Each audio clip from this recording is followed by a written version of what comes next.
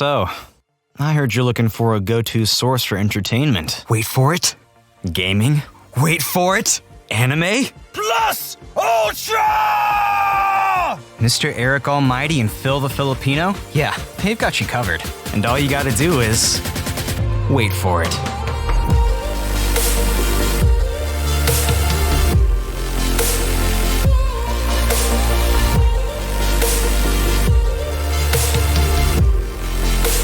This is the Wait For It podcast. Hey everyone, welcome back to the Wait For It podcast. I am your co-host, Phil Smith, aka Phil the Filipino. And joining me as always, is your other co-host, Mr. Eric Almighty. Eric, August 2024, what did I miss? This will be the 10th consecutive What Did I Miss? So it is going pretty swimmingly for the most part. This has been a fun iteration of this series, not only because, I think we've just revamped it to the point where we got the formula down, but also because we get to bring in some friends. And Eric, for those of you that are not, it's going to be up to Eric whether or not he puts it on social media or not, but Eric no longer knows who guests are going into What Did I Miss? So it's going to be fun going forward to see how this goes. And Eric, we brought these two guests together for a very specific reason. I think it's going to be a whole lot of fun and very chaotic. So maybe I've made a huge mistake. Very much so. I think if the pre-show on Patreon told us anything, madness is going to ensue here today. And that's really what we've come to expect in this iteration of What Did I Miss?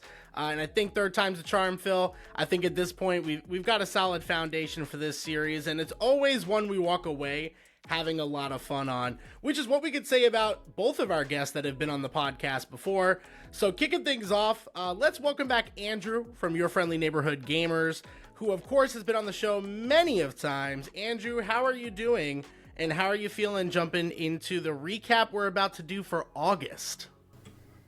Hello, gentlemen. Pleasure to be here. You keep talking about all this chaos, so I think I'm going to keep things as cool and level and chill as possible in this episode, just so that your intro is as inaccurate as possible. Okay, well, that's fair, but I do feel like once we get to the fourth spin that wheel, we'll see how you act at that the spin point. the wheel, there's something about it, I just can't do it correctly, so you're probably right. No, you're definitely gonna act out.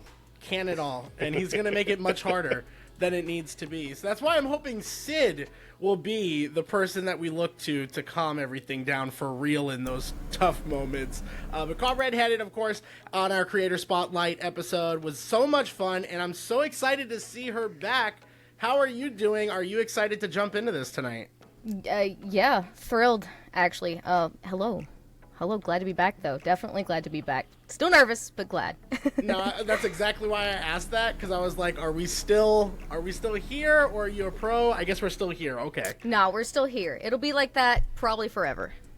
Oh, okay. So crippling anxiety. Got it. Oh, yeah, all the time. All the time. Never leaves.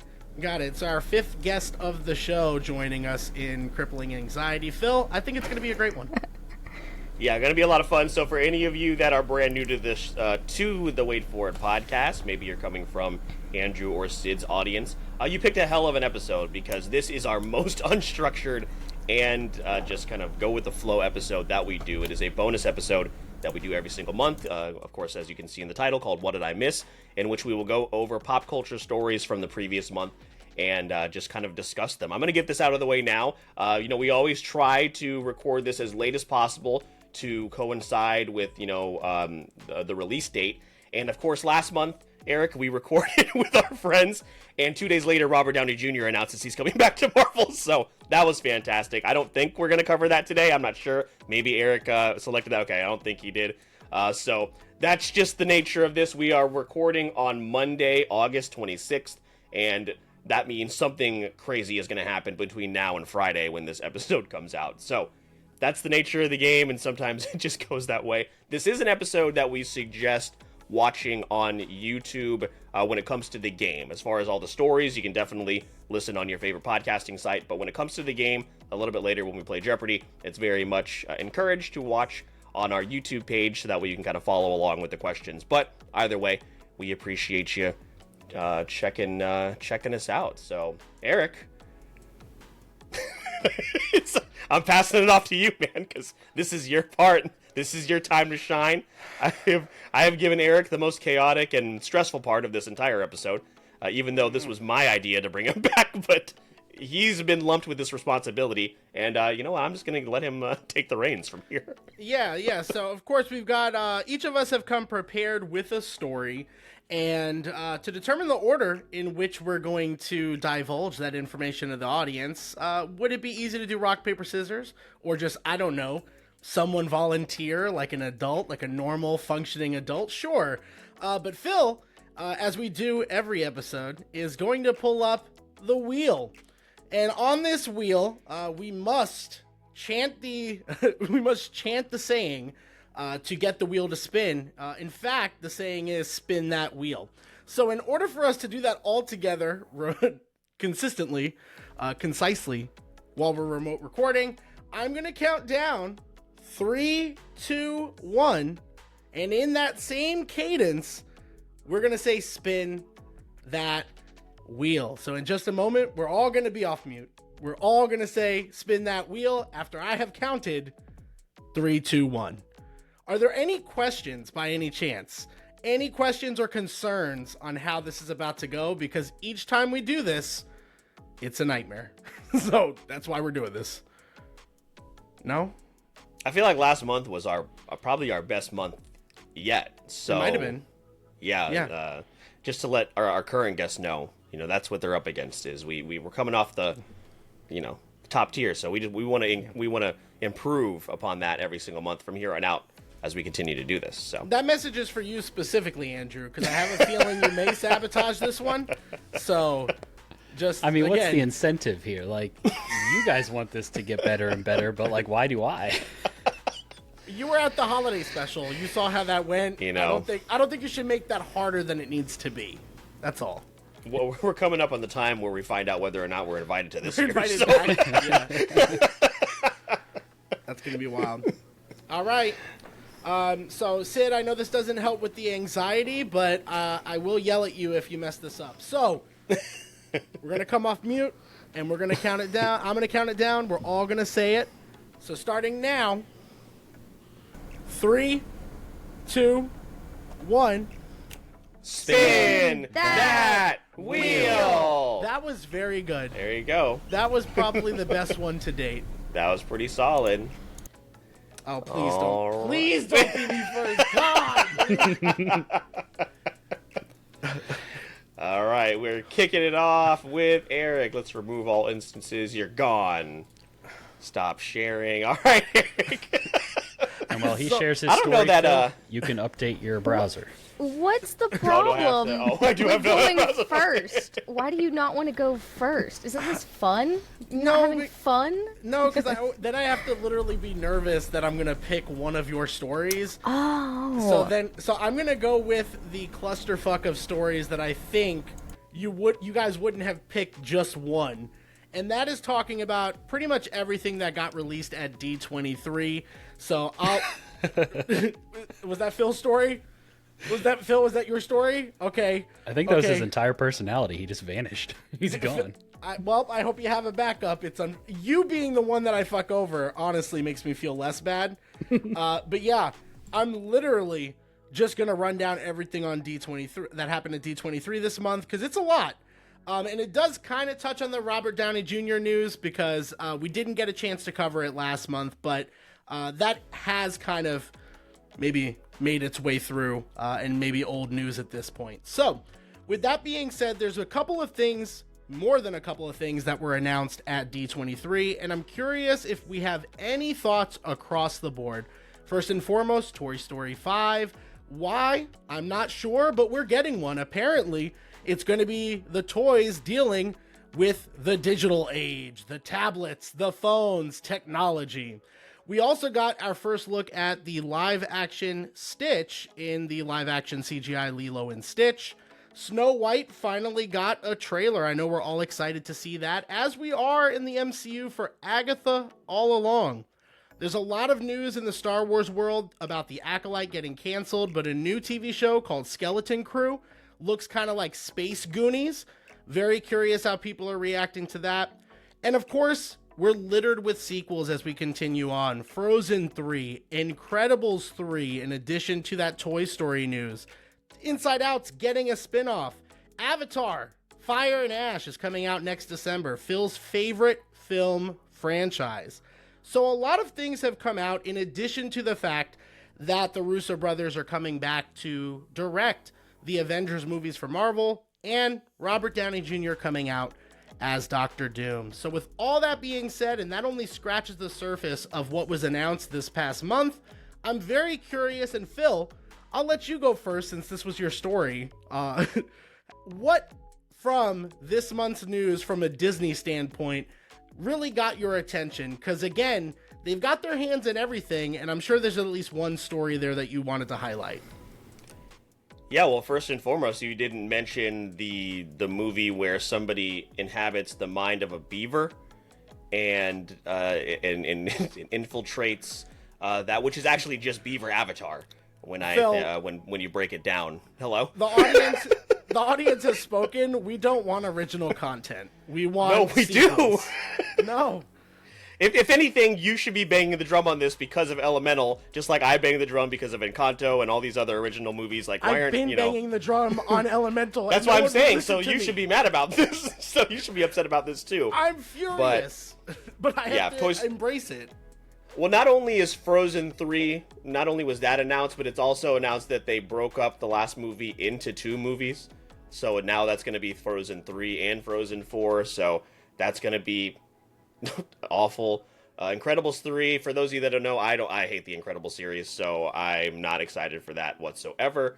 Toy Story 5, the argument obviously can be made that it should have ended at 3. I enjoyed 4 more than most people, but it has not aged very well, but I'm not sure why that's a thing. I think really the only things that we were really excited about, Eric, would probably be the Hercules musical coming to West End in London. Greatest Showman finally being turned into a stage play. And there was one more, I think, that I'm forgetting, I believe, but maybe those are the main 2. There was so much news. Yeah, so those were the 2 things that I was like genuinely excited about, but everything else that I saw, it's fine. Moana 2, I mean, I love that movie. I'm going to see it, but like, again, that's something that doesn't need to exist.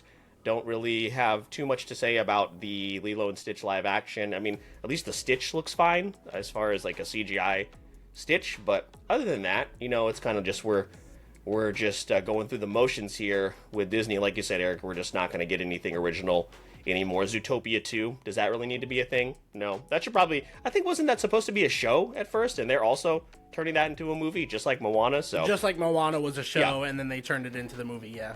So it seems like because they panicked, they hit the panic button after, even though Elemental made money, like Eric points out all the time, Elemental made money. Obviously, Encanto did very, very well, but because in the movies like Turning Red, which I enjoyed, Soul, also a very good movie, and then what was the other one that they released in that time frame, Eric, of like the Luca. Oh, Luca. Also, Luca didn't do too well, even though that's a solid movie. So now they're hitting the panic button and they're just going all in on, sequels only. So it is what it is.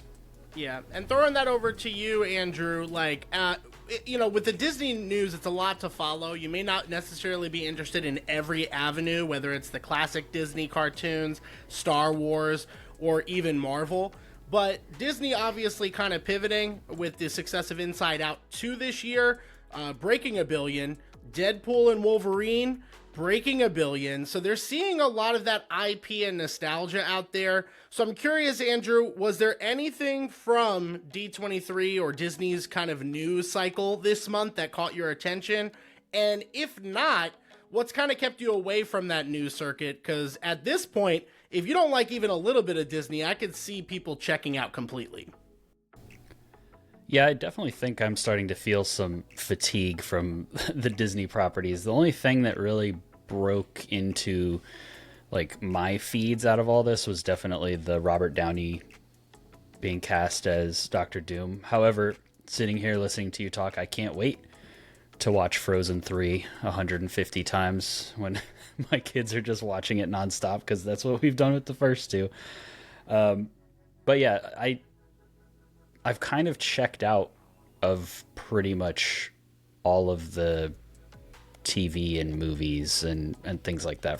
There's just, similar to what happened with Marvel when they started putting everything got a show, everything was, and it was all interconnected. You had to keep up with all of it for the movies to make as much sense as possible. And it got to the point where I was like, I'm tired of keeping up with all of this and keeping up with all of it for very little payoff. Like, I actually just last night watched Avengers Endgame again, and I was like, man, Marvel really was amazing. What happened? Because the stuff they've put out since then has just been nowhere near that good. So for me, I've gone like very casual mode in the like Disney TV and movies, and if something comes across my feed that was announced here, I'll be like, oh yeah, it's kind of interesting. Like maybe somebody I know mentioned that they're making another Frozen, and I was like, oh, cool. But I definitely didn't like check in and tune into this as it was happening like I would do with some of the gaming shows. Which makes a lot of sense. And I think, there's part of it like being outgrown as well. Like, I know for me, I definitely have outgrown Star Wars for what it's trying to be right now. And I feel like that old man beating my hands to the drum and just saying like, it's not like how it used to be. And I don't love that feeling. Sid, what is your relationship when it comes to Disney and any of those properties? And was there anything from the news cycle that kind of caught your attention this month, popped up on your algorithm or feeds? So as you were going through some of the things that I guess they had talked about or whatever, or came out with, information-wise, I was like, oh yeah, I actually did end up hearing about all this stuff. And honestly, if I have anything to say about it, it's all negative. It's all negative. I don't have anything like really positive to say. It's just like, and it's not even just because it's not original content. I think it's just like everything that they are doing most everything they're doing is pretty tired. Like the Toy Story one kind of got me though, because wasn't like, I don't even remember really because it's been so long, but wasn't the last movie about like, oh, you just gotta let things go sometimes and move on? And it's like, why the fuck are we back here again? Like, what is going on? I don't understand. So that one really bothers me a bit, especially like, being younger and growing up with it. I could deal with like having 3-4 movies, but coming back for a 5th after we already said, let's just go on beyond this is ridiculous. I also continually forget that Marvel has anything to do with Disney anymore. So, I completely forgot about that. That's probably like some okay news because I personally like really like Robert Downey Jr. But anyway, that's another story. I don't know about him coming back for that role necessarily because he just always will be Iron Man to me. But I'm not upset to see him again. I can't say that I will be. So that's pretty cool. I wouldn't say I'm excited about it or anything though. In general, Disney stuff does not make me excited. Most of their IPs and anything like that, I don't care about it. Like including the Star Wars and everything as well. I really don't give a shit. So yeah, no, that makes a ton of sense. I think that's where a lot of us are starting to get to. There's still a lot to appreciate. The Robert Downey Jr. news was definitely a shocker, Phil, but there was kind of like rumblings of that happening. And I think where we have landed is that it just feels like a full-on panic button from Marvel, especially with the scrapping of a lot of different projects and the redirection after everything that happened with Jonathan Majors as Kang. They needed some type of good like publicity and goodwill towards Marvel because, Andrew, you haven't missed much like since Endgame. There's been a couple of highlights, but even Deadpool and Wolverine, I've expressed this to Phil, the more I step away from that movie, the less I like it. And it's because it feels a little too attention grabby. It feels like it's trying too hard. You upset Sid. You better address that. I'm sorry. I am a little upset. I didn't know that you had qualms with this movie. I loved it. It wasn't the best movie ever. No. Did I have some problems with it that were a little nitpicky? Absolutely. But I thought it was great. That's all I had to say. For me, I think a lot of people think that it's great because there's just been a lot of mediocrity around it when it comes to the MCU. There's also the fact that Hugh Jackman is fantastic. He is fantastic in this film, carries it. Ryan Reynolds, you're either over the shtick or you're not over it. I'm not over it quite yet. So all the Deadpool stuff, I really, really liked. But the movie, just especially when it comes to the cameo and just the complete lack of regard for just even a simplistic plot and just basic storyline purposes, to stick within those areas of reality. again, isn't that much fun. And I think it speaks more to the overarching tiredness of the multiverse. So Sid, I know you I don't know if you're keeping up, Andrew stepped away a little bit from it. I don't know if you're keeping up with every film, but like me and Phil have watched every film, I think, at this point, right, Phil? We haven't really given up yet. And in this phase 4, this multiverse, Phil, I watched Borderlands. I'll watch anything. Yeah, well, that's actually Shots troublesome. But I think multiverse-wise, I'm just kind of tired of the trope. So by the time we got to Deadpool and Wolverine, it was kind of working against me for that reason. Yeah, that's fair. I can say that I'm pretty tired of the multiverse thing as well. I think it is very, very tired at this point. I think maybe about the first couple, 5 times I was hearing about movies with it or shows with it in it, I was pretty over it as well. So I can understand that. I suppose the reason that I even acted outraged in the first place is just because I thought it was a movie that I could sit back and kind of just let it entertain me, and there aren't really many movies that I do that with because I didn't go into it really. I also, oh my gosh, I'm sorry. I also didn't watch all of the movies. I don't think I've watched every single movie from anything to do with Marvel at all, but I've definitely seen most of them. I don't know. I guess what I'm getting at is it just I never really sit back and let a lot of movies just entertain me without really thinking about it. But if I really try to pick apart source material or just look a little bit deeper into it in general, I probably would have some issues with it as well. And it's kind of funny because I gave this movie a 3 out of 5 at the end of the day. So I don't objectively hate the movie. So I totally get if you loved it. And I think as a casual viewer, it has a lot to offer. But yeah, Phil, Andrew, I think the superhero trope has been something that's been getting exhausting, and just like some of you mentioned with Disney, Star Wars, and now Marvel, that's where I'm getting at specifically with Marvel content. I don't know how much longer I want to keep up with it, honestly. Well, the MCU used to make there were some misses, obviously, Iron Man 2, stuff like that, Thor 2, but they made just really solid movies that also ended up connecting together and had a really awesome climax in Endgame. I've watched all the movies in this most recent phase. I think I've watched them all once, and they're just not good movies. Ant-Man Quantumania, what was that? And then the Thor Love and Thunder, it was let's just double down on Taika Waititi and Screaming Goats. And so arguably 2 of their worst films ever. Yeah, happening came in out one phase, within a year of each other. Or in the same year, I think, actually. So, yeah. So they're just not making great movies either. I loved Spider-Man. Part of that was just my love for the character, but I thought they handled that really well, and that was the beginning of the multiverse. But it just seems kind of everything since then has just... I'll sit through these movies and just...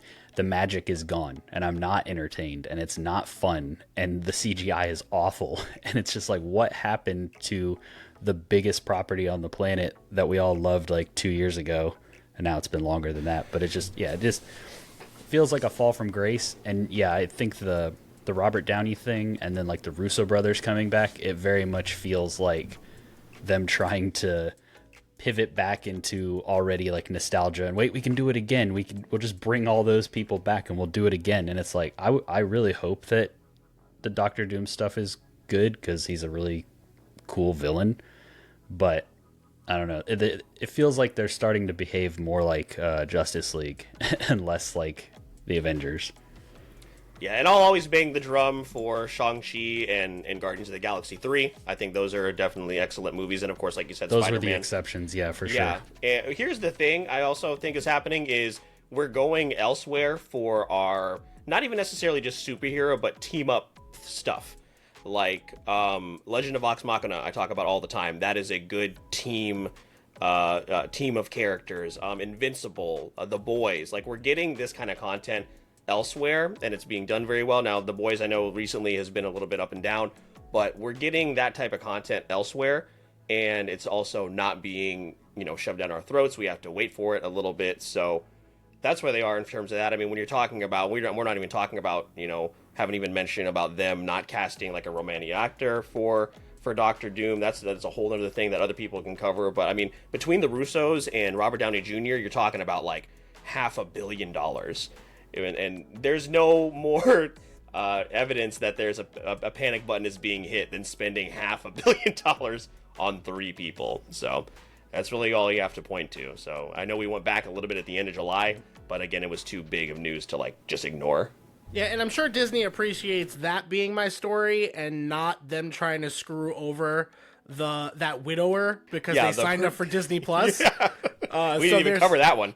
Yeah, wild story. If you have Disney Plus, don't die on Disney properties. Yeah, make sure you cancel your subscription before you get to go to the parks. Yeah, but yeah, that was my story for the month of August, or stories. So I got a nice little bucket fill, and I really did pick that so we wouldn't have the longest ever like ending part of recapping like honorable mentions. That's all.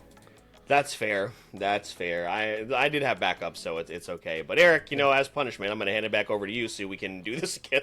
Well, listen, first time was the charm. So I feel like we can just jump right into this. You guys know we're going to do 3, 2, 1, and in that same cadence, we're going to say spin that wheel to the best of our ability. I'm going to mess this up. No, don't mess it up. So let's do it. I'm going to count down. 3, 2, 1. Spin that wheel. Okay, man. All 2 right. for 2. We're doing good. 2 for 2.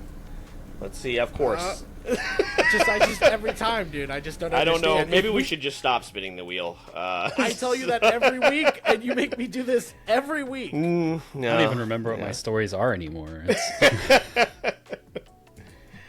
Oh gosh. All right. Well, I'm gonna start off with my story is a bit of a bummer. This came out a couple of weeks ago that full episodes of Arcane Season 2 have been appearing online following Netflix anime leaks. Full episodes of Arcane Season 2 have appeared online just a day after Netflix appears to have suffered a major security breach, which saw a slew of fall anime published as well. 5 episodes of the hotly anticipated animated series appeared online ahead of its November premiere date, and following yesterday's stream of leaked episodes of Dandadan and Terminator Zero leaked as well. Like these shows, Arcane Season 2's leaked episodes feature burnt-in timestamps and 4 internal use watermarks and annotations for music and sound effects. IGN has reached out to Netflix for comment. The leak obviously comes as a major blow for League of Legends fans and creators, as Season 1 has been praised as one of the best video game adaptations of all time. That's kind of just the base of it. Some of this news also dropped. Shout out to our patron Briar, who also brought to our attention about some of the anime leaks such as Dandadan and some others. So it's kind of a bummer that this stuff kind of keeps happening. Obviously, Eric, you and I have been waiting for Arcane. When was that? We were going to like LA like 4 years ago when we first watched Arcane. And I literally go back, even though it is a very violent show and very depressing show, it's kind of my comfort show where I put it on in the background when I'm like doing other things, even though it's like very sad and very explicit. But I just love those characters and I love that world, and I don't play the game, so like that's all I get from them. So Sid, as our resident League of Legends fan, did any of this come through your, like Eric mentioned, algorithm? Did you have any inkling of maybe I'll check out these unfinished episodes of Arcane Season 2? But just talk about that, and if you're a fan of the show yourself, and kind of your reaction to some of these big name shows and anime leaking out into the internet, because people just, it kind of sucks sometimes.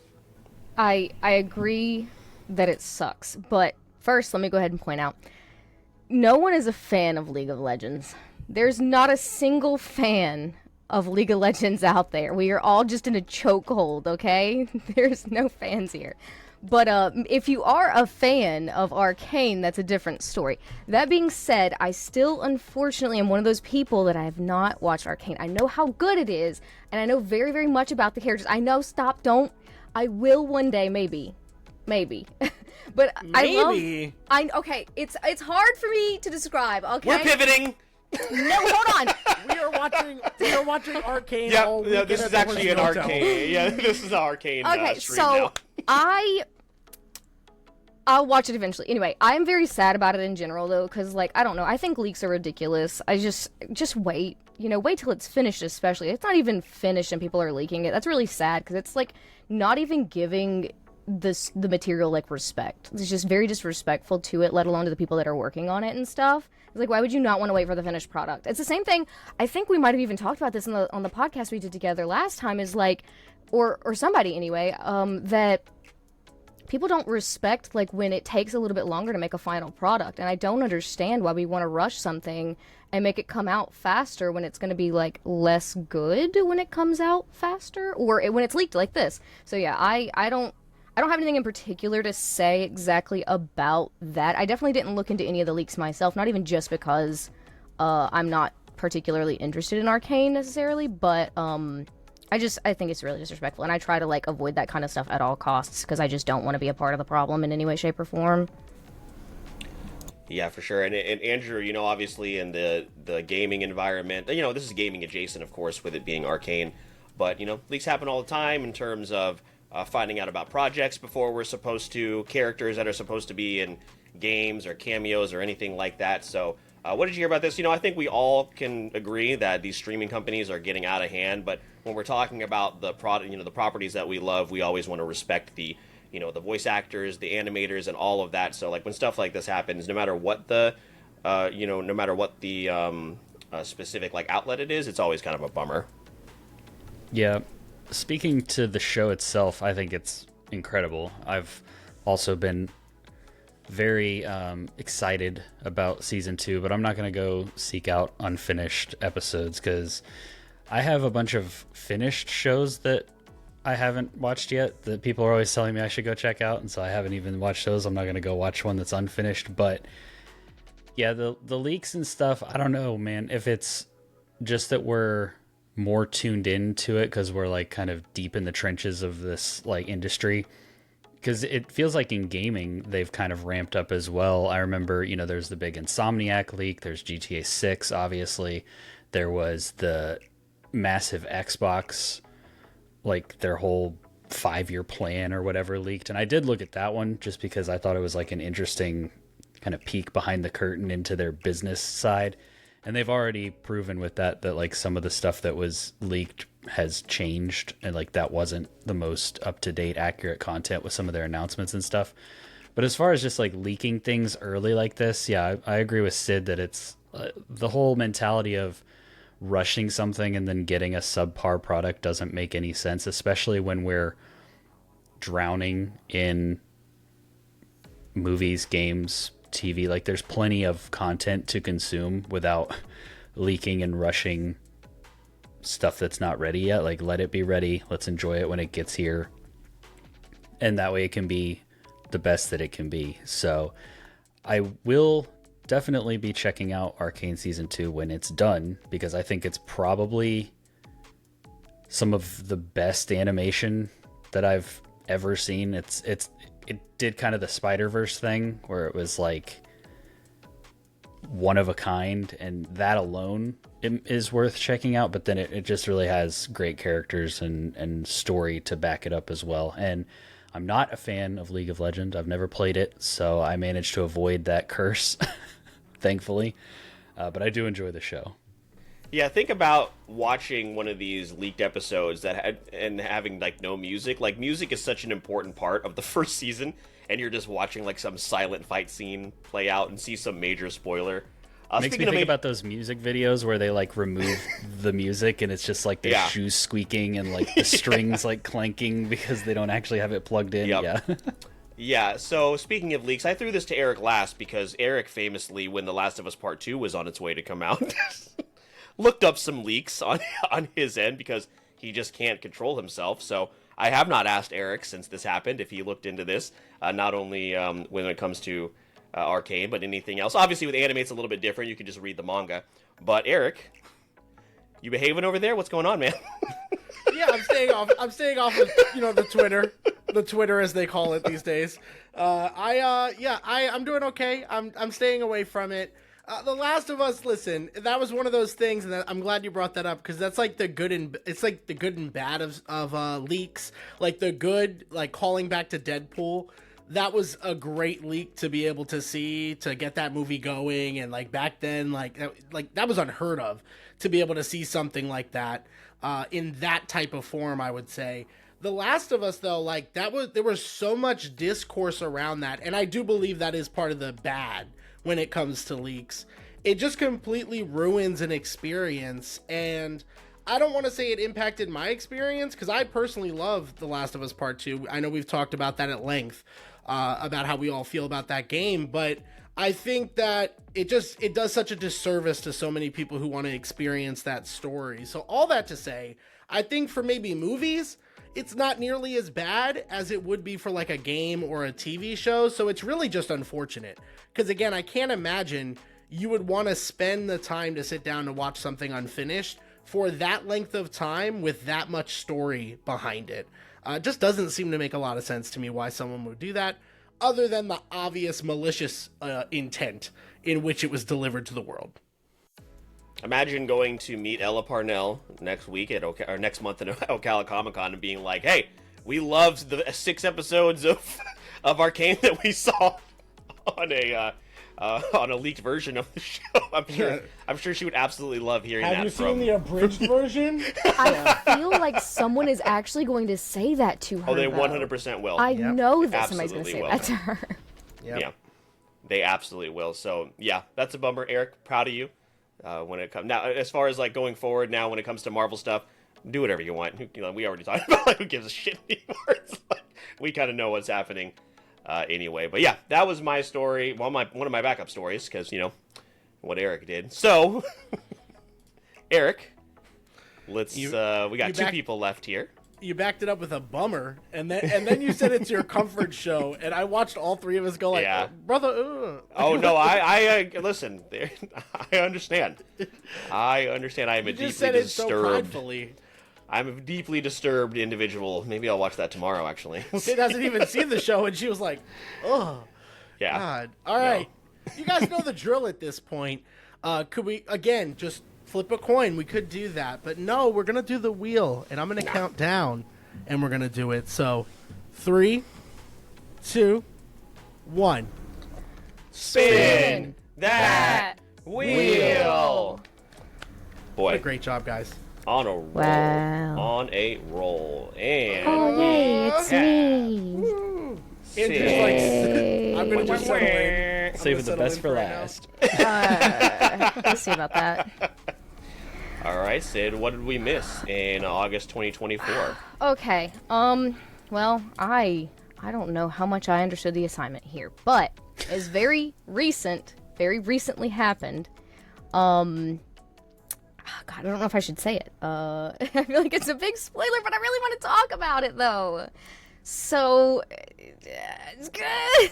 Okay, we have a spoiler coming up for those of you that are listening. It's not a spoiler. For what? But, What's it for? What's it for? So it's for JJK. Oh, yeah, that's fine. Oh, is Yeah. it about the manga? Yes.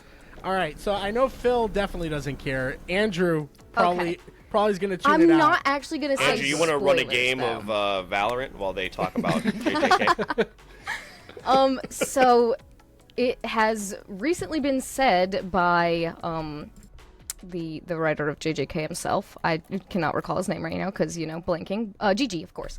Yes. But it will be ending in 4 chapters. So everything will be over here soon. Apparently the tentative end date is September 29th, and I'm really excited about it.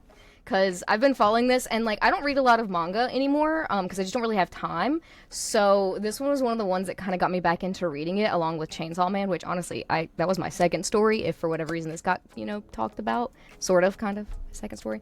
But yeah, I'm excited because everything. I think what I'm most excited about though is that this seems to be a trend, and I want to know what you guys think about this too, because you guys talk about anime quite a lot. But it seems to be a trend that anime and manga are actually ending in a reasonable amount of time lately. And I'm excited to see that though, because as much as I loved Naruto, and I guess in general Shippuden ended when it was supposed to, I feel like them continuing it with Boruto was such a flop and they should not have done that. But then now we have things, and I think maybe it kind of kicked off with Demon Slayer potentially ending at a reasonable amount of time telling the story that needed to be told without overtelling or putting some extra stuff in there that didn't need to be in there. And then so now we have JJK that's ending in a reasonable amount of time. They're telling the story that needs to be told, which actually that's one of his quotes, is that he can only end it the way he wants to. So that's great.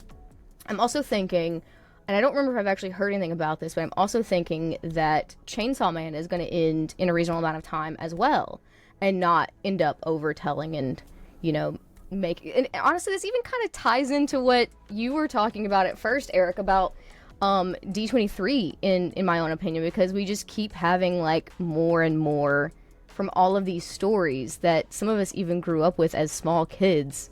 It's like we don't need any more at this point. Like we're ready for it to just be done. I don't know. So I guess that's kind of what I wanted to talk about. It was definitely more JJK focused, but definitely wanted to tie that into like a trend. Oh yeah, and then also, how could I forget My Hero? Yeah. So yeah, there's My Hero ending in a reasonable amount of time. Absolutely. Yeah, and you did understand the assignment. That was good. And on top of that, you pivoted to an additional question for our other two guests who may not necessarily be reading manga. Phil says he reads manga, owns manga. Have I ever seen him physically read it? No, never have. When you have manga, you can't possibly open it. You have to read it on your app. You don't open the books because that damages them. I understand. Oh no, I want physical media. This isn't manga, but the rest is. Oh, wait, that's not. It's just getting smaller and smaller till it's not. Hold on, I got some more around here. No, Sure I want you do. physical. Sure, I want you physical media. But anyway, go ahead, Eric. Sure you do. No, so I think it's awesome. It's really a conversation piece because when it comes to manga and obviously anime, an extension of that, we are starting to see that, and I think that's a great thing for anime. I mean, obviously, I'm gonna have to bring up One Piece because you brought up Naruto, the other heavy hitters, big three like Bleach.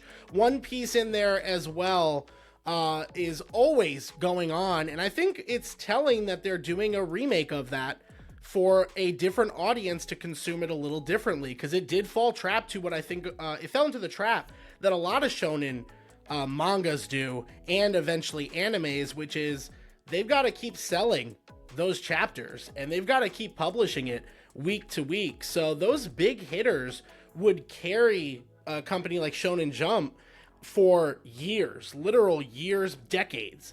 And I don't think that's the case anymore. And I think you bring up a good point. Like Demon Slayer is a huge example of this. And what they're about to do in the movie space now, in addition to what they've done with the anime, I think is going to be pretty iconic and special. So I think that's extremely interesting. Following along with JJK, I'm almost caught up, but I do know what happens in the latest chapter. Crazy stuff going on. It's gonna be a great spoiled? time.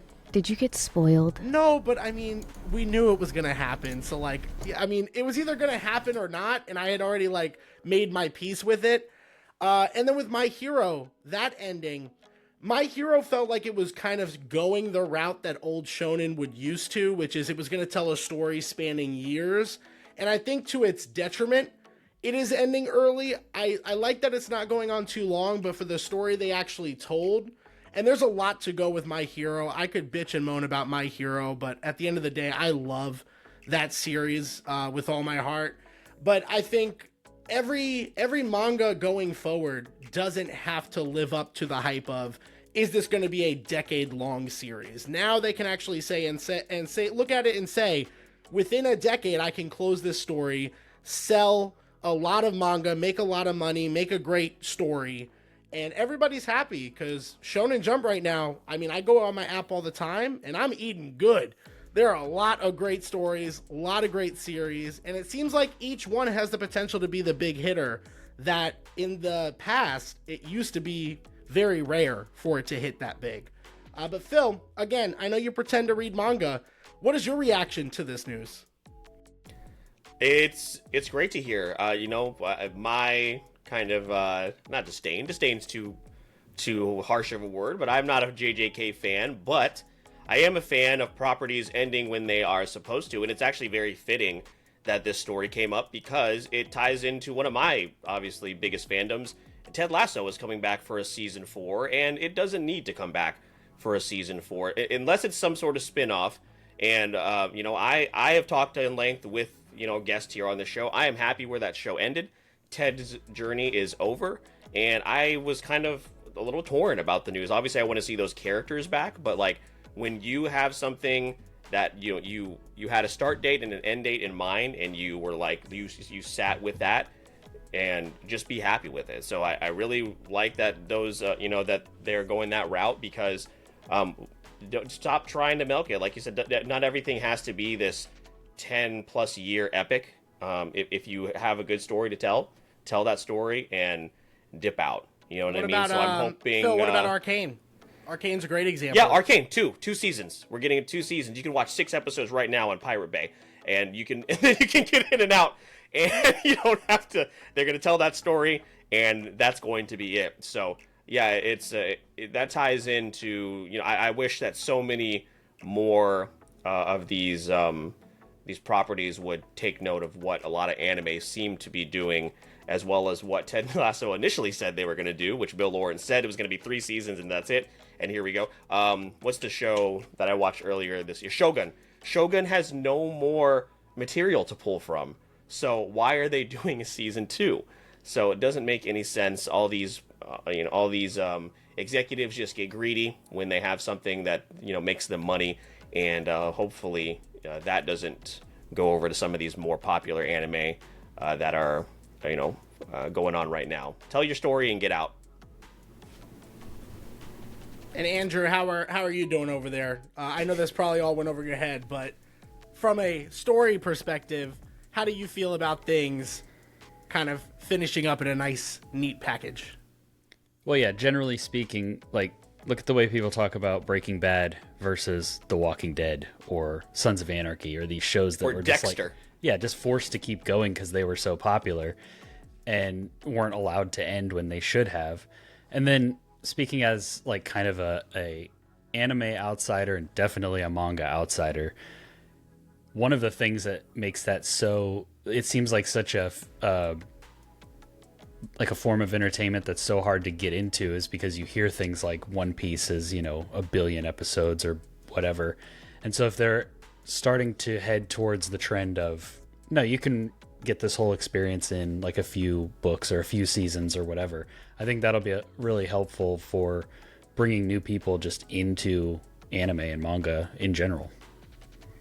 Yeah, that's a great point. And Sid, I think we're feeling that on this end, just as fans of manga and as anime, because it's getting a lot easier to recommend a 3, 4, 5 season show compared to, and again, I give Phil shit all the time, but I understand why nobody wants to jump on the One Piece journey. I'm at the beginning of it, loving it, but extremely upset about this pacing. It is an absolute problem, but I'm having such a blast, but it took me literal decades to make that choice myself.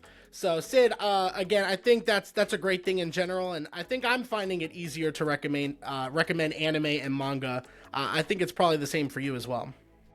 Yeah, definitely. Also, I'm really thrilled that they're actually going to be remaking One Piece, because I have heard also numerous times about One Piece from so many people, and that I need to watch it, and I'm missing out if I don't. So I'm just really ready for that condensed version as well. No, what are you shaking your head for? You probably haven't missed anything. It's fine. Phil, okay, great. No, Phil, Great. We talked about this the other day. Phil will just decide he will never do something, and those things include things like ever watching One Piece, ever watching Game of Thrones for non-sitcom reasons, like he watched the last episode as a troll. Yeah, I know how it fitted. I know how it ends. Exactly. So Phil makes a decision on something, and honestly, heaven, hell, and earth could not. I started rewatching Lost. Great. Yeah, was that before or after the 10 shitty movies you watched this year? I was gonna say he'll watch Black Adam over and over, but oh man, we got to finish that next time at the next Super Bracket We don't Bros have to finish retreat. that. We do not. We never finished it, and then we'll start Flash. All right. Well, on a serious note, yeah, Sid, I think if they do that right, I think it's going to bring in a whole new wave of fans. Because, again, I love these characters. I love this world. I love this setting. But I just cannot, and I understand it, I cannot get through this pacing. It's a huge ask. I have a question for Sid and Eric. Is there an anime that's on right now that has gone on too long that people have acknowledged like, this should have ended a while ago? Is there a series? Is it My Hero? It might be My Hero. Sid, Yeah. what are you thinking? I can't think of anything off the top of my head besides maybe My Hero potentially, but even then, I guess, I don't know. I didn't necessarily feel like it went on too long per se. I think I just kind of had issues with the pacing in general, which, I don't know, I really hated that, like, a lot of what we saw was, like, in their first year, and I think that's really ridiculous. I think it would have made a lot more sense in general for the story for them to space it out for all their high school years, but that's my biggest qualm with it. I guess in general, though, it has, how many years has it been? This came out in, like, what, 2018 or something? 2016? I don't remember. Maybe sooner than that, I was right? still So, living it has in been a Dallas, while. Eric, when you introduced it to me, so that was like 2017. Yeah, it was a long time ago, and it just, again, Sid, that's definitely my biggest gripe with it, is that I think it started off like a traditional shonen, and time-wise, it's ending like one of the newer ones, but like story-wise, it just doesn't make sense because we really haven't gotten anywhere with these characters. There'll be a big jump at the end, and then it'll be over. Feels like there's a lot of years that we could have explored there, but yeah, 2016 is what I'm quickly searching up here. Literally almost a decade ago. Actually, now that I'm thinking about it, though, and I did mention that it is good that it's ending now, and I still feel that way because, like, they just really just need to go ahead and just be done with it.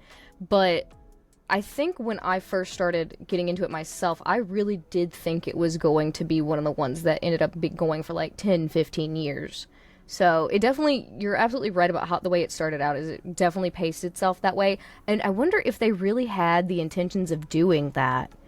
I wouldn't be surprised if that was the case, but yeah, maybe they're seeing like the new trends and they're just like, this is not gonna be a long-term thing. People are over this already, because the fandom is like imploding anyway, so they're probably just like, let's be done with We gotta this. sit through one more shitty movie, too. Okay. For the record, the first two movies are good. The third one is pretty bad, and I have no interest to see the fourth one, but that's... And the movies have made the show worse. So there is that. There is that. For several different reasons. But we're not going to get into a My Hero hate fest. I do love that series. I was just about to ask for more, but you know what? That's fine. No. Not if you want to get out of here by 10. Not if you got a hard stop. If you don't got a hard stop anymore, we can keep going. But if not... I think we'll have things to talk about in September then, huh? Exactly, yes. As we're watching season 1 of Arcane at the Horsey Hotel. So that being said, we are now going to... Andrew doesn't know what that means, so he's very confused.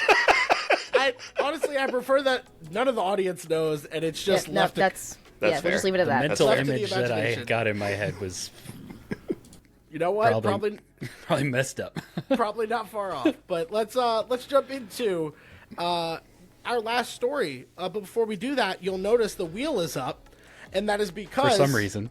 Because, well, there is a reason, because we're uncivilized apes who have to go back to the dawn of time when things were much simpler, and we have to now spin the wheel one final time to determine who the last person that we already know is going last will be. That's why I'm going to count down, and we are going to say these final words for the final time. I'm going to count down 3, 2, 1. Spin! That's fear. I knew it. I knew you were going to wait till the last one. You just couldn't let us have it. This was our best episode to date, and you just had to ruin it. It's fucking Andrew. I would argue I made it better. I'm not against rotate that sphere. Change things up a little bit. We don't just like need an actual sphere, like three-dimensional. I don't like it. Andrew, last but not least, what did we miss in August 2024? The studio that made Hi-Fi Rush was unceremoniously killed by Microsoft, but they were then brought back to life by the PUBG parent studio, apparently called Krafton. I probably had heard that before, but I didn't retain it, and so they bought Tango Gameworks, and they have the rights to Hi-Fi Rush, and they are apparently in a the way they describe it as sort of like healthy working relationship with Microsoft and Xbox to kind of transition the team and let them continue working on their IP. And it's kind of a feel-good story. Had to balance out Phil and his dark comfort over there, but I just thought it was interesting for a few different reasons. One, I'm excited about more Hi-Fi Rush. I don't know if any of you guys played that game. I played it. I didn't finish it, but it has a really awesome aesthetic and style to it. Like, it really just kind of captures that like Saturday morning cartoon vibe perfectly, and then the gameplay being like rhythm action was just super unique and interesting. So I'm excited that they get potentially a second crack at that. And then the other part of the story that that they were acquired by the PUBG publisher, I thought was also kind of interesting. Like, I don't know if they did that because they thought that they would just come out of this looking like the good guys like they did, or if they had like a genuine interest in Hi-Fi Rush for some reason. Like, I don't know. So I just thought it was an interesting story. So that was why I brought it up today. So what you're saying is Hi-Fi Rush Battle Royale. Is that what you want, Andrew? It might be one of the few battle royales I could be good at. Like a rhythm-based battle royale. Yeah, third-person rhythm-based action battle royale sounds great. They're trying to fight Fortnite in battle royale, and then also that concert series that they're doing, like Fortnite Festival. Festival. Right. Yeah, this is great. I played a little bit of Hi-Fi Rush as well. Did not play all the way through it, but it was certainly a bummer. I think this is actually one of the stories we talked about last month, Eric. Whenever Dylan was on for What Did I Miss? Because when you see original games, original properties come out and had a lot of success, Hi-Fi Rush was very popular, and then unceremoniously getting thrown out the window, essentially. Now that they have a second life, that's great. I don't know that I'll like continue to play Hi-Fi Rush, but games like that need to exist in the space so we can continue to get original IPs. So that I don't know if that means, it says here and also in the article that I pulled up. Not sure what that means as far as some of the other existing game catalog like Evil Within, Ghostwire Tokyo. So Ghostwire Tokyo, also a game I didn't play, but like a really cool concept. So the fact that people are out there innovating is good. So hopefully that means good things for those other properties as well. But Hi-Fi Rush specifically deserved a second chance. And yeah, we'll see what happens with that. Sid, do you have Xbox Game Pass, or have you ever played this game in particular when it comes to Hi-Fi Rush? No, I'd never even heard of it. It looks like, I like the style. The art style looks very really nice. Cool. Like, it definitely grabs my attention, but other than that, I've never even heard of it before now. Yeah, for those of you that are not, like Sid, who are not familiar with Hi-Fi Rush, it is a rhythm-based action game, so you're encouraged to attack your enemies on beat, and as long as you're keeping up the beat, you'll get higher combos, a better score, and all of that. So, Eric, did you ever download Hi-Fi Rush on Game Pass? Because I know it came out like right around an Ocala Comic-Con or a Brick City Anime Festival right around then, because we worked with the voice actor for Hi-Fi Rush. Yeah, we just talked about this topic in a way last month when it comes to Game Pass, the fact that I have a full-on queue that I just don't know when I'm going to ever get to it. Hi-Fi Rush is on that Play Next queue. When I will get to it, I'm not sure, but I have always been interested in it because it looks great. From a Metacritic perspective, the Metascore is 87 and the user score is at 8.8. So that's just a small glimpse into the many favorable reviews I've seen and heard about when it comes to that game. So I know it's in high regard. It definitely is one of those, I wouldn't say hidden gems, but it is one that has kind of flown under the radar, to Sid's point. Not a game that I like actively hear being spoken about, but when I do hear people speak about it, it's definitely in high praise, high regard. So yeah, it's just one of those games. Will I ever touch it, Phil? If we're not doing an episode on it, probably not. And as we've learned, if Phil doesn't want to do something, he's not going to do it. So this would be a great example. If he said in his brain, I'm never going to play this game, well then, I guess that means I won't either. I played it. No, I'm saying a game in general. Like, if you don't want to play a game or you don't want to do an episode based off a game, I recommended, hey, this Five Nights at Freddy's game that I'm playing is actually kind of fun. I get the appeal. He's like, I will never You asked me to play Five Nights at Freddy's. You asked me to do that. I'm just saying, once you make up your mind, it's made. Just own it. Yeah, I don't want to play it. I am owning it because I don't want to play the game. I'm curious, which Five Nights at Freddy's? So my son's very big into it, and they had it for free on PlayStation for Security Breach. So Security Breach, pretty fun. Very laggy, but very fun. Very, very fun. Well, Eric, you can just bring me on the Hi-Fi Rush episode whenever you want to do it. Okay. All right. There we go. I'll just kick Phil out of here. Andrew didn't beat it either. No, but I can. He just said he didn't beat the game. He's not going to beat. He's got to play Witcher 3 again. He's not going to play Hi-Fi Rush. Whoa. Yeah, you're probably right. You know, Witcher 3, Bloodborne. No, Hi-Fi Rush, they just did a really good job of... You mentioned it being a rhythm action game, and I think when people hear that, they think, oh, well, I'm not good at either of those. I'm not going to play that. But it's so simplified, and, like, you're rewarded for hitting, like, doing your attacks on the beat, but it's not necessary to engage with the game. And then, like I said, they just captured the tone and the personality is great. It's modern and smart, but it also kind of has that like nostalgic Xbox 360 era of video game like Jet Set charm Radio to it. Yeah. Yep. And then they had like Trent Reznor do the music for at least some of the boss fights, so it's got a pretty awesome soundtrack too. Yeah, it's got excellent boss fights. Voice acting is really, really good. So, yeah, if that means, I don't know how the game ends, but if that means there's going to be more games existing in that space, then that's a good thing for sure. So on Steam, it has an alternate cat for what looks to, or an alternate skin for a cat, what looks to be a cat. Wait. I said all kinds of words there, but that has me sold. So maybe I'll look into it. Cat's name is 808, I think. Yeah, it looks like Bob from far away, but yeah, 808. Okay, we're gonna see a future stream. Future stream. There you go. Okay, all right, there we go. I was going to say, bringing it back to the original story with the PUBG developer, it will be interesting to see how they leverage that. I always kind of imagine PUBG being so envious and angry at how Fortnite stole the spotlight. I like to think of them like just in the background figuring out how they're going to overcome the odds and take Fortnite over. So I like to think this is the first step to that. They have the art style, now they just have to make the game, but all of their like IPs that they cross over with, it's going to be kind of like multiverses where it's just this weird like smorgasbord of characters that people don't really care about. Yeah. You know, I always wanted to play Bugs Bunny in some sort of Smash Ultimate Fighter.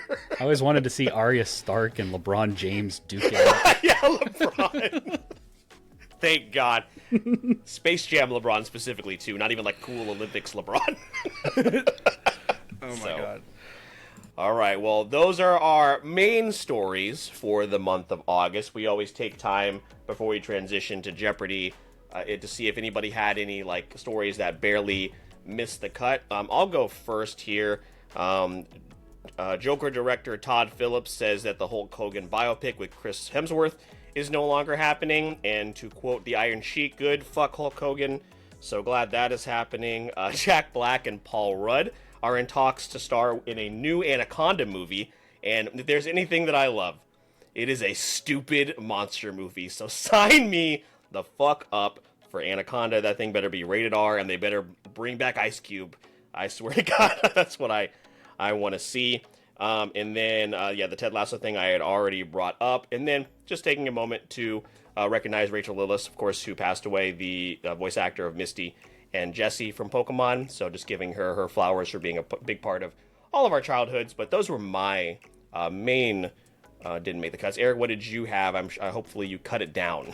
I did, and I don't know, Sid, Andrew, if you guys got any. This is totally optional, so I'm gonna just run through a couple, and if anybody has any thoughts, throw them out there. Phil, the Anaconda news was one of them. I wanted to hear your reaction, and it went as expected.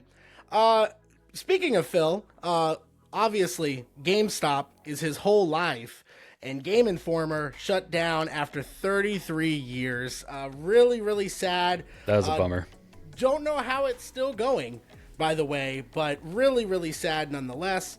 In MCU news, I thought this was interesting that James Spader's Ultron is returning for an upcoming Vision spin-off show. While I'm very tired of Marvel in general, I don't know what just happened, but while I'm very tired of Marvel in general, it is something I'm very excited to kind of see happen Why is there a 2 on... Okay, I'm not even going to get distracted. Look Back, which is the anticipated movie from Chainsaw Man's creator, has an October release date in the U.S. I really enjoyed what I saw in the short manga that I read, and I'm excited to see it be adapted. And yeah, my final 2 stories, Chick-fil-A, of all companies, is launching its own streaming platform. Really nothing to talk about here. What are you counting?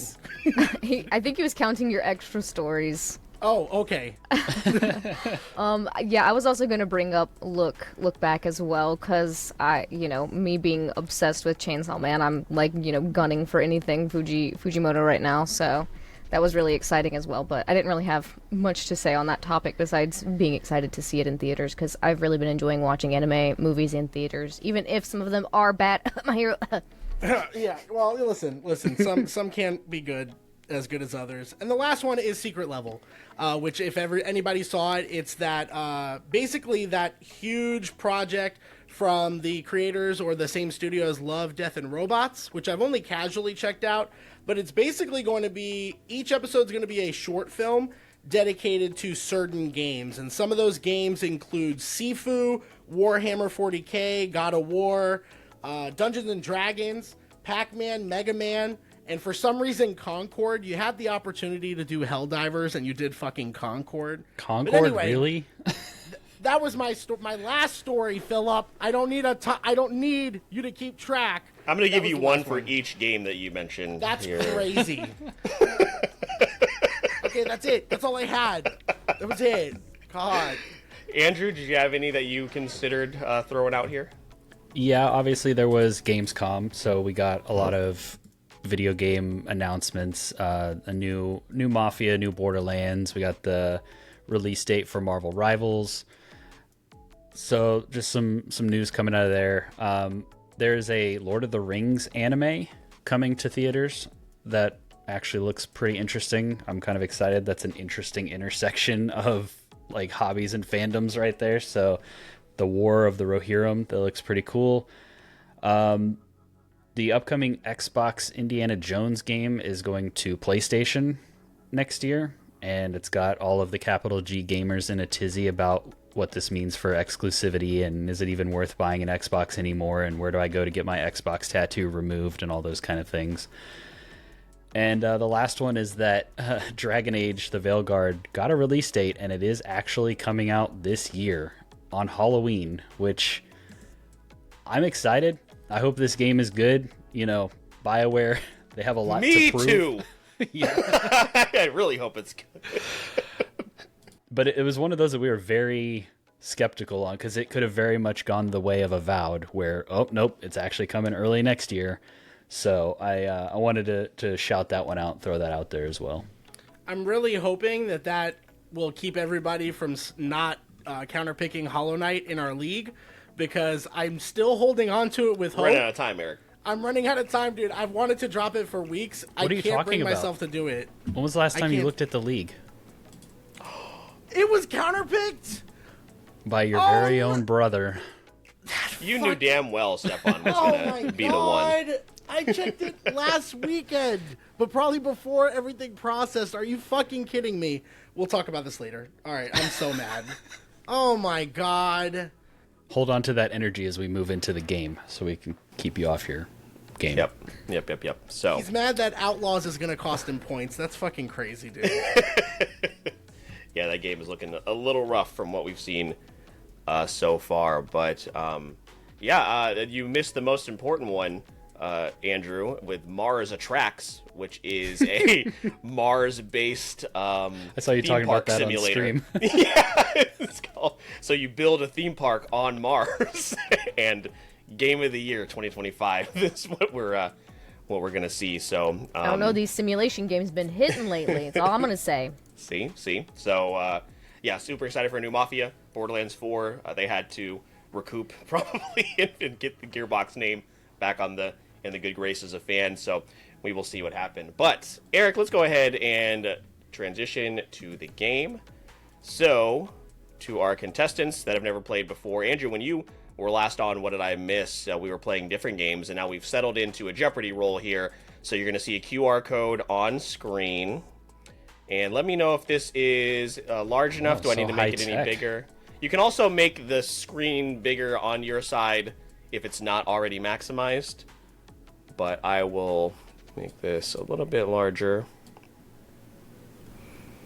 Minimize you guys and do that. Let me know if anybody has any issues. You'll then... Who's Pumpkin?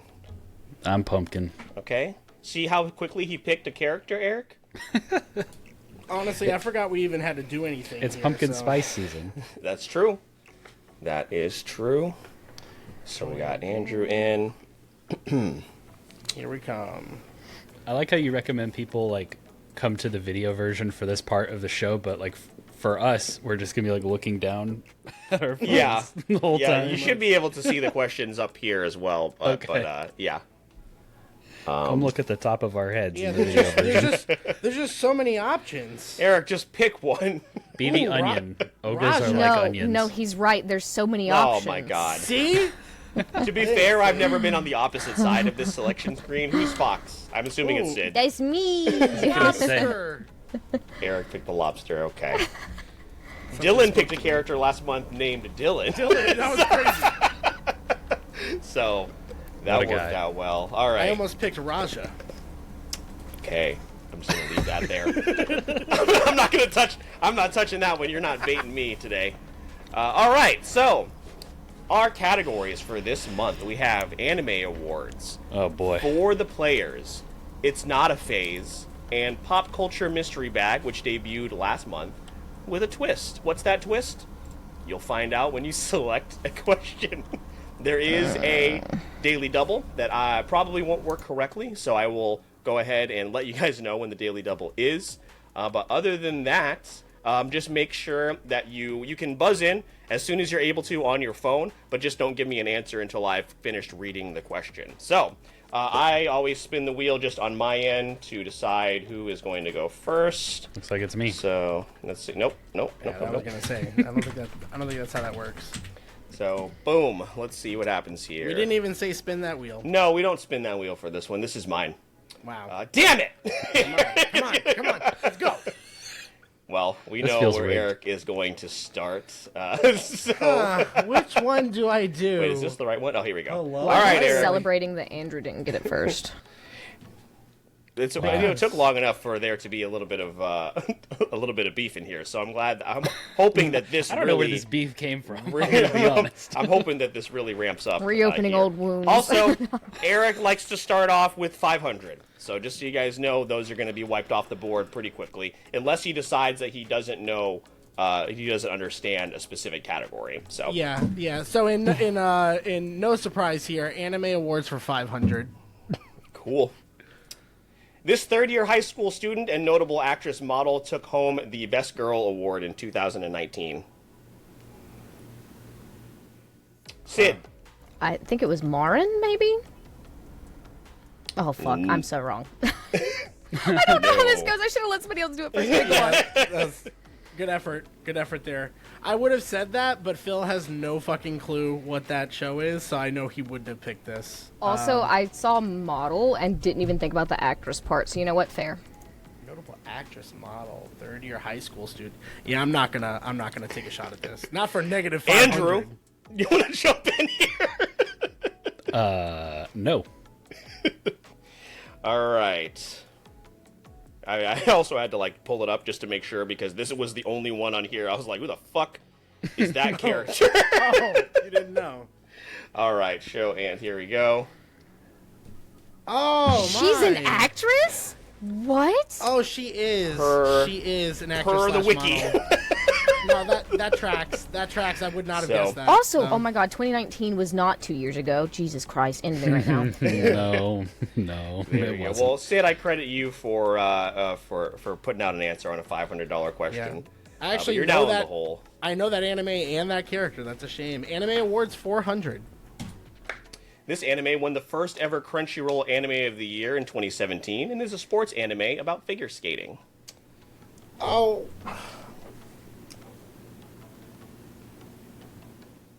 Oh, Eric. Yuri on Ice. All right. Oh man, Damn it. I second guessed myself so hard I on that almost one. said Ice Yuri, and I was like, I don't know where Oh I my got God. that from, but that was wrong. That's a way better name, actually. So I probably would watch it then. Eric, you're still on the board. Anime Awards 300. This anime features an extremely anxious and socially awkward aspiring rock star and won Best Slice of Life anime this year. Eric. Bocchi the Rock. just gonna collect the Infinity Stones here really quick, if y'all don't mind. Eric. You know what? Let's mix it up because I'm gonna need some confidence boosters later. Let's do pop culture mystery bag for 500. Oh. This 1999 horror indie classic, which grossed over $248 million worldwide, is considered one of the most successful independent films of all time, on a budget of only $60,000. I'll give you bonus points for giving me your answer as if you're actually a character in this film. Sid. I regret my decisions. So aggressive on the button. Oh no, okay. What did you do I'm for gonna the back out. 500? I'm backing out. I'm taking my loss. Do you want to just at backing least out. guess the Might as movie? well No. at least guess. Nope. Oof. Eric, Andrew. That crippling anxiety dude showed up twice at 500. That's crazy. That is crazy. I'm solidifying my position as loser. Sid, if you didn't want to play, you gotta go. If you didn't want to play, you could have just told us. Eric or Andrew, any guesses? No, I got nothing. Horror indie classic, 1999. Budget is 60,000. I just can't pinpoint a 1999 film specifically. I'm going I'm to just call not it in here. that We genre. got some time. It Losing is money is Blair just so Witch scary. Project. I would not have guessed that. Sid, was that your... So okay. No one's gonna believe me, but I'm saying it anyway. Okay, I did not initially think Blair Witch because I ignored the 1999 part, and then I was like, wait, hold up, because I was thinking, I actually had just watched Meat Canyon / Papa Meat talk about this like the other day when I was crafting, and he didn't talk about this. He talked about Paranormal Activity, but then related it to Blair Witch. So I was Yeah. like, immediately in my head I was like, oh, Paranormal Activity, and that's when I was like, I'm an idiot. It's 1999, and then as soon as I saw the tick hit -1,000, I was like, shit, Blair Witch Project, damn it. Phil, what would have been an acceptable character answer? Yeah, actually, that's No, yeah. you answer the question in character as if you're in the Blair Witch. So, like, what would be an acceptable response there? Well, we'll never know. I guess. Oh my I God. should have. I'm in the should Blair answer the Witch, and I question. guess Blair Witch. So that was actually pretty That good. wouldn't have been it. Eric, you still your board? I misunderstood the assignment. Didn't like that. It's not a face 500. This 2004 song by Dashboard Confessional was featured on the soundtrack for the film Spider-Man 2. Eric. Vindicated. Is that what it is? Yes, I am selfish. I am wrong. Swear I'm right. Guys, you're letting Eric run away. This is not looking good. Eric, Wow. you're bored Andrew, still. you need to do this. I thought you said you were gonna win this. Well, This is up to holding- you. I'm holding strong at second place. So. It's true. For the players 500. Just knock it out. This PS4 feature, introduced in 2017, allows players to create and share their own custom games, levels, and experiences with the community. Feature. I waited to see if Andrew would pause. He paused, and I was like, nope. No, not gonna do this. Wait, Andrew? Dreams? There we go. Nice. I almost said Little Big Planet, and then I was like, no, that's a game, not a feature. Yeah, I always thought Dreams was like its own game, but that's how it was worded as a It is. specific feature. They try to so- sell it as a game, but like Yeah. you can make games in it. So, Yeah. Andrew, you're bored. oh, I'm anything but bored. I guess we'll do For the Players for 400. Okay. This character, played by Norman Reedus, serves as the protagonist of Death Stranding, tasked with reconnecting isolated cities in a post-apocalyptic world. Andrew. Sam Porter Bridges. Crazy. I saw Norman Reedus and almost clicked, and then Daryl? I saw Death Stranding, and I thought it was the name of the game, so I'm glad I didn't click that. Norman Reedus and the Funky Fetus. We'll do For the Players 300. What are the zombie characters referred to as in 2019's Days Gone? Andrew. Freakers. Damn it. We're going to play that soon, Phil. We just had to get in my category. You're asking about like anime and horror movies. Andrew? We'll keep on going down For the Players 200. This FPS was one of the flagship titles released alongside the PS4 in 2013.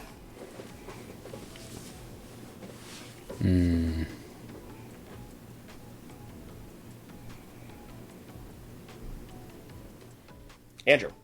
Killzone? Give that to you. Nice. All right. 100? Yeah, might as well. All right.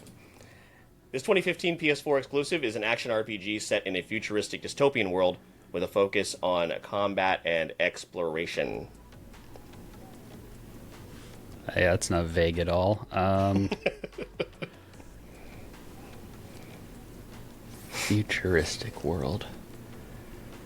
PlayStation exclusive. Yeah, that's the part that's...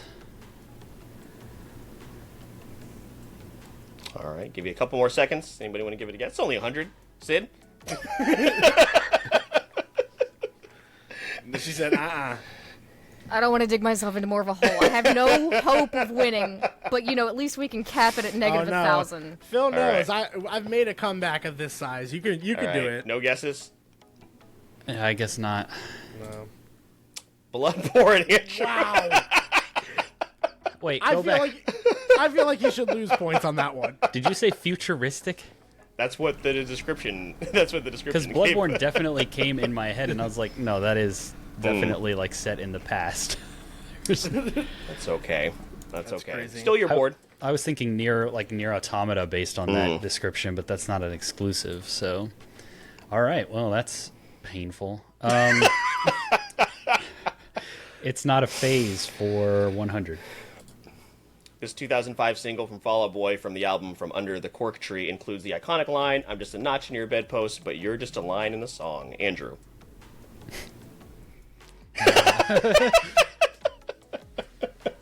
Sugar, we're going down swinging. Yeah. There we go. Good.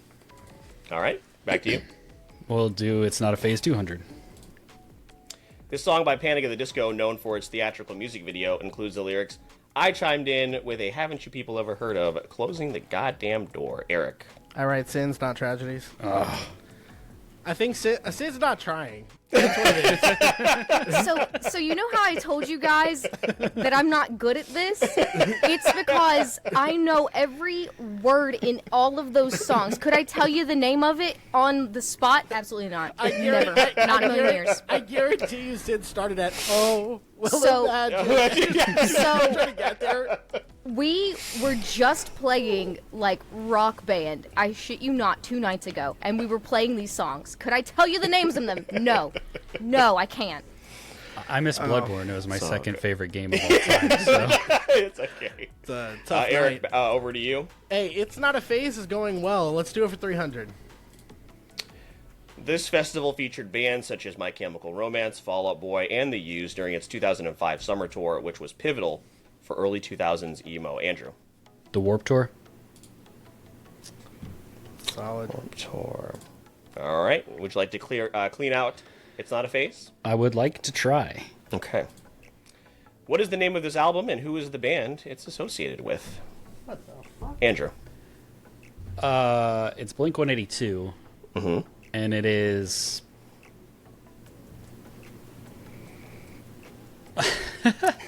It's like No Pants, Long Jacket or something like that. Okay, well, okay. I feel like naming the album and the band was already hard, so if he's close, I'm okay giving him the points. I'll give you half. So Okay. I'm going to take away 200. Maybe give 200 to Take Sid. off your pants Take and off jacket. your pants and jacket. Okay. Yeah, was we'll thinking give of that Sid 200 short skirt, long points there. jacket. that. Was that? As a Okay, penalty. this is just y'all As are a just penalty, pitying we'll me. give. You're just pitying me. You're back in. We're Just so good. you know, that was at the suggestion of your opponents here. So Trust me, it's not that I'm not trying. My brain is just that frozen every Andrew, time. back to you. Would you like anime awards, or would you like to go with the unknown of what's happening here in pop culture mystery bag? We're gonna do mystery bag for 400. Okay. This Easter egg character makes a hidden appearance in Hercules as a pelt worn by Hercules. I'll take points away from your opponents if you deliver your answer as Batman. Sid. Is it Scar? Okay. Well, you're not going to get the extra points, but I got one right! Wow. I don't even like Disney stuff! She sounded like an anxious Batman. do we want to Yeah, give her? it was yes, Batman okay. when he realized his parents were dead. We'll like give. really nervous. Is that what Batman sounded Yeah, like? When absolutely. He was like, "Mom, Dad, Is it Scar? is it? Are you dead?" All right, Sid, it is your board. Wow. I don't want it. Can I pass? No, Nope. that's the whole point of the game. You can select Okay, anime awards. There's still 2 questions for anime Yeah, awards. left Yeah, those for you. I'll do 200. Anime Awards 200. This popular shonen anime racked up 3 wins at the 2021 Anime Awards, including Anime of the Year, Best Antagonist, and Best Ending Sequence. Bro, what? 3 wins at the 2021 Anime Award, won Anime of the Year, Best Antagonist, and Best Ending Sequence in 2021. Sid. I don't think I'm right, but I'm gonna say My Hero.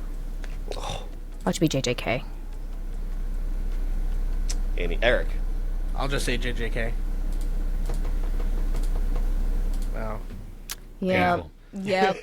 That's why I paused. I Yeah. was thinking it might have been See? Demon Slayer, because See? Demon You Slayer see? has one anime of the year a couple times, I think, or they've had a couple, but yeah, okay.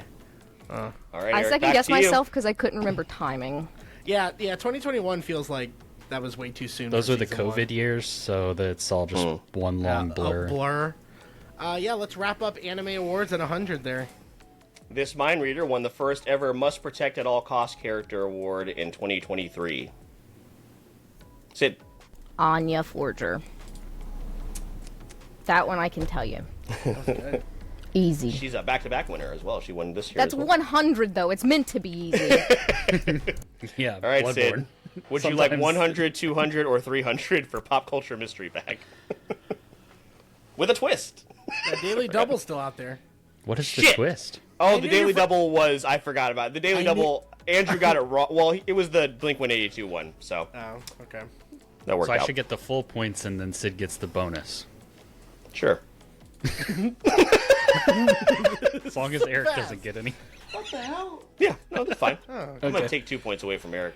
wow. No. Sid, 100, 200, or 300. It's your board. Oh, I forgot I was muted. 200. 300. All right. Talking to myself. The phrase "Do you live under a rock?" literally applies to which sea-dwelling Nickelodeon character? I'll give you bonus points for any quote by this character in their voice. Sid. No, it's Patrick. Fucking perfect. I'm gonna put you up to 500. There you Why go. does he wait? Hold on. Why does he look like that? Because that's when he was like, "I love you." I've never seen that man look like that. Oh my god. It's when he's trying to sell chocolate. Sid, we're gonna send it. We're gonna send the clip to you with no context. Just between now and Ocala. Yeah. All right, still your board. I guess I'll do 300. Okay. In Avengers Endgame, the Avengers travel back in time to retrieve this object from 1970 New Jersey, where it's being held at a S.H.I.E.L.D. facility. Bonus points to give me your answer as a disguised nerd attending Comic-Con who cannot believe you asked them such a dumb question. Andrew. Pin particles? No.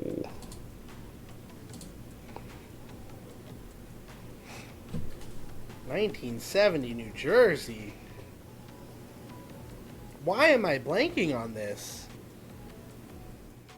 That is one of the things, that's not the answer we're looking for, Andrew, so you weren't, yeah. It's the more obvious one. Mm-hmm. Sid or Eric, want to give it a shot?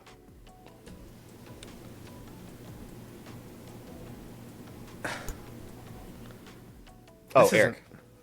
This isn't right. Is it the Tesseract? Yes. Oh, wow. Okay. I'll give you 100 for you. Sounded kind of annoyed. So that I was really unsure. Really nervous there. All right, Eric. Here we go. Pop culture mystery bag 100. What does Leonardo DiCaprio's character shout from the bow of the ship of the Titanic? I'll give you bonus points for reciting the line as Arnold Schwarzenegger. Andrew. Does he say I'm on top of the world? You just want to answer it like that, or do you want to give it another shot? I'm disappointed. I don't need the bonus points. He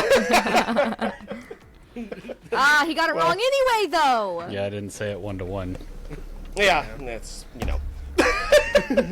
I've never seen that movie. Okay, gosh. It's okay. Wait, what? You've never seen that movie? Nope.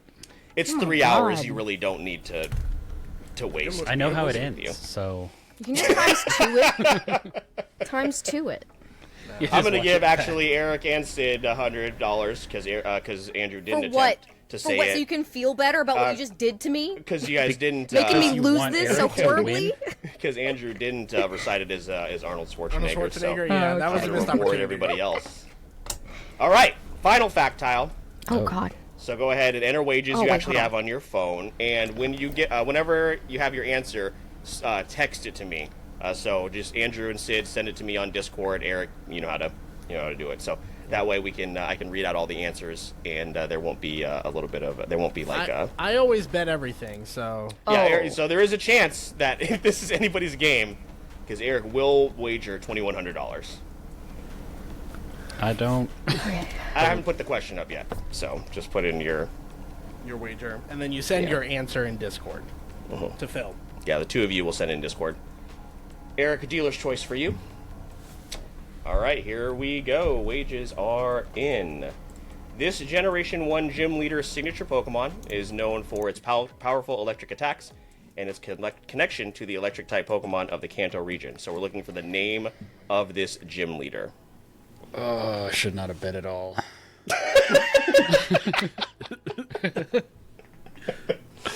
From a strategic standpoint, Andrew, you really had no reason to do it. Like, I'm doing it to be a troll, but you I'm sending it to you, right, Phil? Yep, No, I got you're it. sending it to Okay. me. No, don't send it to Andrew.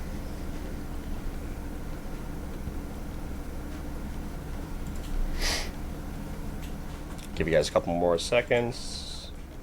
Eric, did I get an answer from you? Okay. I don't know what else to do. Okay. It's rough out here. What a All fucking... right. what a We question. have our answers. Let's display wagers. Eric bet it all. Andrew bet it all. And Sid also bet it all. So everybody bet it all, and this is how it goes. Reveal answer, Lieutenant Surge, which means Wow. My useless knowledge wins again on 3 answers. Let's go.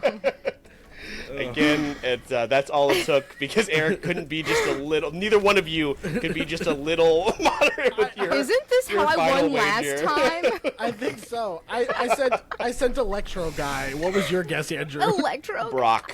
I said Andrew Brock. said You Brock. said No Brock? way you said you know Brock. For Are a you fact kidding? Brock doesn't have Electro Pokemon. You know that. I could only remember Brock and Me Misty. too. Oy. All right. Well. I'm floored. I'm floored. That was such an easy There we question. go. I thought you guys all had it in the bag. Lieutenant Surge. What the fuck? Yeah, he was Yeah. a mean guy, though. Yeah, That was a he's a- mean dude. He's a war veteran. He went through the Pokemon War. You know what? Fair enough. That's So, true. I should show some respect. Wasn't familiar with this game. yeah, no, that's well, I won't get it. I've covered it on an old episode of what's the thing I did about conspiracy theories? It's not important. Illuminati. Yeah.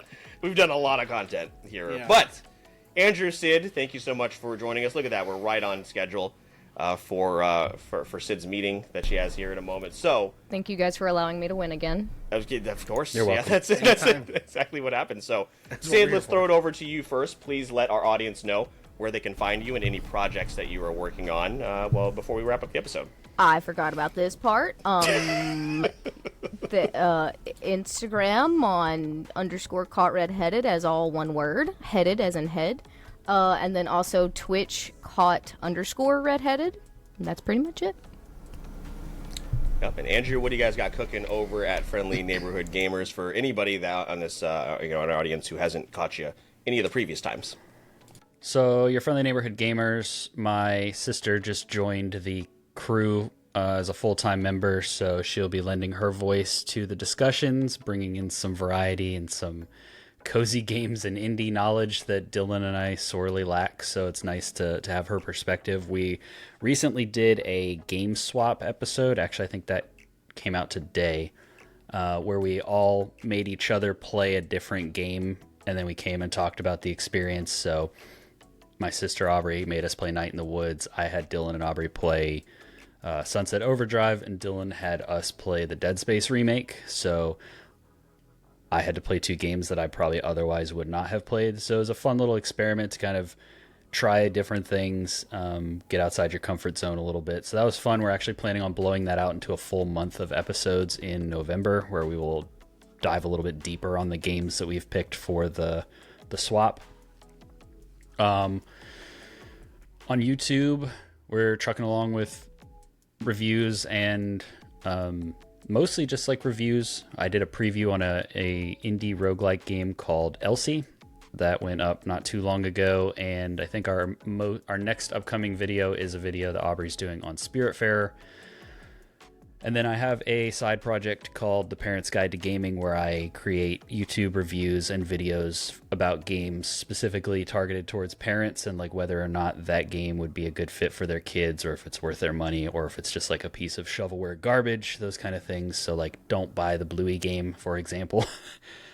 And I haven't posted anything over there in a couple of weeks, but I do have some scripts written and things in the works. I just have to actually sit down and knock them out. So if you're interested in any of that, go check out your Friendly Neighborhood Gamers and The Parent's Guide to Gaming.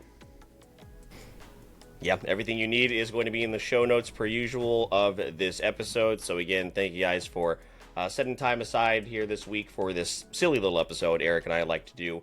As a reminder for any of you brand new listeners, whether you're coming, maybe you're coming from Sid's audience or Andrew's, we have a brand new episode every Wednesday. This week's episode was our creator spotlight with our good friend Gefiltha, so make sure you check that out. And we had just a whole host of episodes that released here in the month of August. But if you want to find our entire library, again, Linktree link in the show notes of this episode. You'll find everything that you need on literally any podcasting site that you use, as well as YouTube.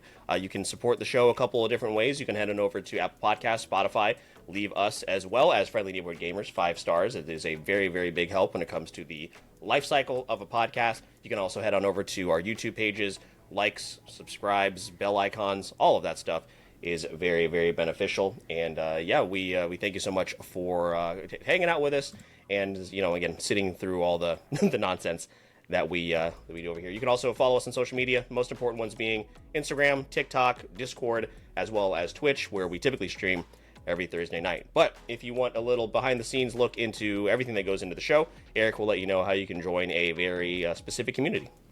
Yeah, so of course you have all those free options, which are great, very much appreciated. But if you want to go the extra mile and support us financially, that'd be great, because Patreon offers a lot of exclusive perks, like behind the scenes and early access to episodes like this one. And big shout out to our current patrons, Stefan, Breyer, Corey, and T3 Cato. We appreciate all of you guys over there on that platform. But again, just listening to the episode, the likes, the comments, the shares, all the above to each of us as content creators is very much appreciated. With all that being said, my name is Mr. Eric Almighty. That is my co-host, Phil the Filipino. Shout out to Andrew and Sid for joining us on this episode. We release new episodes for the podcast every Wednesday, with bonus content on platforms like Twitch and TikTok, and all you gotta do is wait for it. So, I heard you're looking for a go-to source for entertainment. Wait for it. Gaming? Wait for it. Anime? Plus Ultra! Mr. Eric Almighty and Phil the Filipino? Yeah, they've got you covered. And all you gotta do is wait for it.